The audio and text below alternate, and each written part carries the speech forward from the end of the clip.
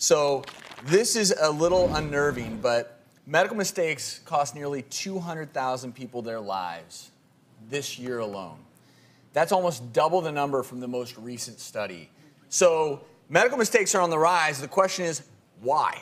I think that in part, because we are a more litigious society than ever, doctors order a lot of tests, perform a lot of procedures, and give a lot of medications that may not be necessary. And I think as a result of those tests and those procedures and those medications, you have more mistakes. You're opening up the idea and the possibility of more mistakes. And the more medications you give someone, the more procedures you do to someone, the more mistakes that are going to happen. It's inevitable.